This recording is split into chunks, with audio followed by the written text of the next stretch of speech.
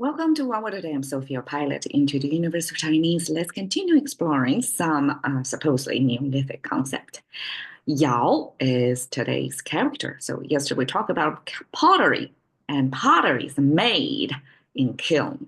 Okay, you can shape it all you want. I guess the movie Ghost, right, popularized the pattern or romanticized pottery making. That you're making something in shape, use clay, and after that you have to go through the kiln firing process through high temperature. And I don't know, like high temperature in my household probably is only like oven. That's the closest I get. And oven only get to what, 500 Fahrenheit. And this is not enough to make pottery out of it. So obviously, this is some special container that can be heated up to like thousands or above 1,000 Celsius to make the pottery shape. Otherwise, you can squash it anytime, right? To make it into shape. Then you can shatter it and not squash it. Okay. Kiln is expressed in, I guess, a more complicated shape than the pottery concept itself of this big question mark. It's a container, right? Here is another container, but with more nuance in it. This big dome thing doesn't show the bottom because it doesn't need to. Bottom is supposedly just the ground. You're not going anywhere there. So just the top, we have the three dimensions, all sealed inside. So this is a space you can see with a chimney on the top and the two carved out segment, supposedly to be the ventilation, because you cannot heat something in a sealed container completely. You have to have a vent to have the hot air go out, otherwise it's going to explode, right? So that's the whole mechanism simplified in this visual to show you the environment of, actually that means cave. This character we came across not long ago when we're talking about Paleolithic age. Now in the Neolithic age, we get out of the cave and start this settlement and agriculture society, and that we still need to create this artificial or man-made cave environment that with ventilation, with a burning chimney, like a burning capacity for the purpose of high temperature containment, for the purpose of making pottery.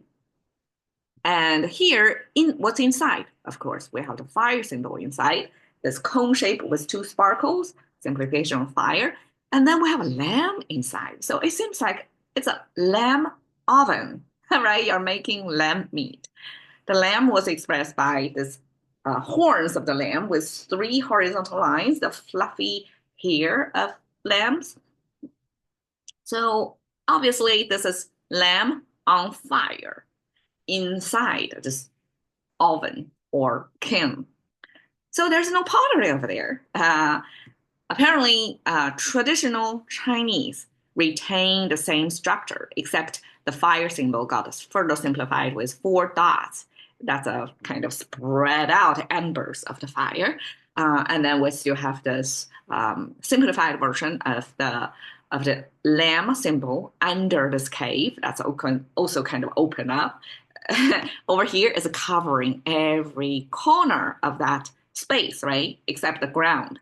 But over here, it got shortened up only to the top. I mean, visually, it's simpler, but it doesn't make the original sense of what it needs to be to all the way reach to the bottom, right? Anyways, the tradition retained the same, but the simplified keep this character is that pottery shape. And here, simplified Chinese try to retain what this Yao is about. It's about making pottery. And this is the space, the kiln that's making it. All right, so there was this, I guess, borrowing of lamb oven or roasted lamb imagery to pottery making. Yao, 砖窑, I guess, not only make pottery, to build our home. Brick is the much needed commodity back then, right? So we have a term that's not a surprise of brick kiln. And I'm not sure if the temperature of making bricks is the same as pottery, but bricks are hard, doesn't change its shape. So it's kind of like pottery, but it doesn't have the delicate shape. It better comes in that uniform as possible. 砖窑, okay, 窑洞, kiln, cave. So 洞 is this cave image, and actually it has this. Even if it's a cave, it implies here is water cave. So imagine a waterfall covering the space, and behind a waterfall there is a cave. So there is this, I guess dung is more like underground water track the water carved out a big space underground, and then that's considered the cave. So that cave paired with kiln. So kiln is give you the sense of it's an enclosure space, but with air ventilation, with the heating capacity, and then it pairs with this water cave or water formed underground cave structure. These two pair together is a specific term to the Western China. Well, when we talk about Western, it's different from the English concept of Western, but China, the east side is ocean, seashore side, right? Ocean front. So the west side in China is more inland. It doesn't have access to water and have a specific like higher elevation, drier land. So the total different geography and climate and all that. So over there, people find a way to find natural habitat in Yaodong. This that where you can cook, you have the heat, and where you may also have water as well. I guess that's an ideal combination of living quarters over there. So it's kind of a semi underground and above ground situation. It's not intrusive. Like you don't build a self-standing structure, but you build inside the side of the mountains. But you have this carved-in space for your privacy or your own domestic space. So that's Yaodong. In a few, I'm not sure how many episodes ago, a few months ago probably, that I've shown you a picture of this Yaodong, this Midwest of China, comparative Midwest of China living quarter solution. And I believe till today, some people still live in this very special, localized, and works perfectly for the local cultures. This living arrangement. Yao zi. Okay, this have to be light tone. So normally Chinese is tonal. We have four tones, right? And when we have the light one, the marking would be a circle because it doesn't go any direction.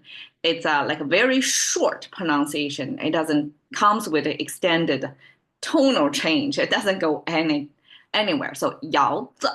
So this zi originally means son, or I guess son would be the derivative of the father. So it's like lineage there. So, and also it's a young thing. It's not a full-grown man even, right? So yao zi, like I translate it into kiln thing, means there's a little cute thing probably that we don't take it seriously because it's not full-grown man. So yes, ageism in Chinese culture, but Chinese use this zi in a variety of contexts. Sometimes it shows like Lao Tzu.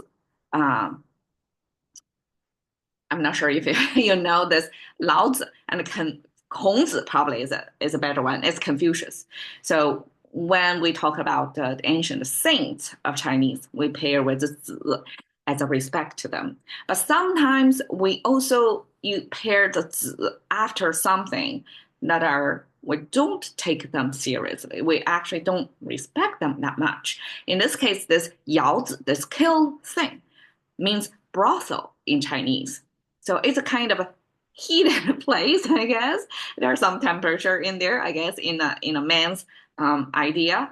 And then this is a thing. Like this is, means it's a space, it's a thing that we don't want to specify. We don't want to mention it in full. We just put a z, it's a derivative, it's a sign, it's a young thing, it's a almost like a harmless thing that you can just throw in there without thinking too much about it. So in this case, it's not a respectful thing, but 窑子 almost like yeah, it's definitely like a red light district concept in China, and um, that proves that this industry is everywhere. So Chinese have this term and associated with pottery making structure originally, and I guess it shows you the I guess the enclosure because every it's not a regular public place.